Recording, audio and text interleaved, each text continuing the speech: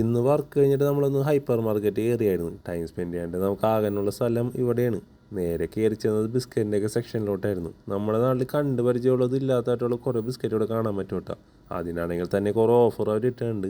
വീക്കെൻഡിലാണ് മെയിനായിട്ടുള്ള ഓഫറുകളൊക്കെ വന്നത്. ആ ടൈമിലാണ് നമ്മൾ കൂടുതലും പർച്ചേസ് ചെയ്യണത്. ഈ ബെൽവിറ്റ എന്ന് പറയുന്ന ബിസ്ക്കറ്റില്ല, അതാണെന്ന് തോന്നുന്നു കൂടുതൽ ആൾക്കാരോട് കഴിക്കണത്. നിങ്ങളിത് കഴിച്ചിട്ടുണ്ടെങ്കിൽ അടി കമൻറ്റ് ചെയ്യണേ. പിന്നെ ക്രോയിസെൻ്റ് എന്ന് പറഞ്ഞ സാധനം, അതിൻ്റെ ഒരു വീഡിയോ നമ്മൾ ചെയ്തിട്ടുണ്ട്. കാണണമെങ്കിൽ അടിയത്തെ ലിങ്ക് ക്ലിക്ക് ചെയ്താൽ മതി. അതൊക്കെ നമ്മൾ കണ്ടുകൊണ്ടിരിക്കുന്ന ടൈമിൽ നമ്മുടെ ഒപ്പമുള്ള ആൾ ഇവിടെ മിക്സറിൻ്റെയൊക്കെ ഓഫറൊക്കെ നോക്കണ്ടായിരുന്നു കേട്ടോ.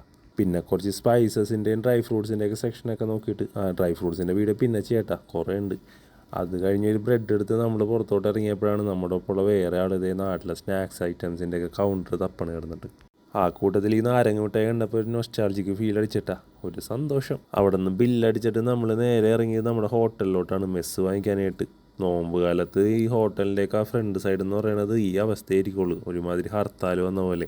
അതുകൊണ്ട് നമ്മൾ ബാക്ക് സൈഡിൽ നിന്നാണ് ഫുഡ് വാങ്ങിക്കുന്നത്. ഫുഡും വാങ്ങി നൈസായിട്ട് ചായ വാങ്ങിച്ചിട്ട് നമ്മൾ നേരെ റൂമിലോട്ട് വെച്ച് പിടിച്ച്. ഇന്നത്തെ മെസ്സ് എന്ന് പറയുന്നത് വെജാണ് കേട്ടോ. നൈസായിട്ട് ഈസ്റ്റർ നോമ്പ് എടുത്തുകൊണ്ടേ വേറെ ഒന്നും കഴിക്കാൻ പറ്റില്ല, ചെറിയൊരു ഷോക്കുണ്ട്.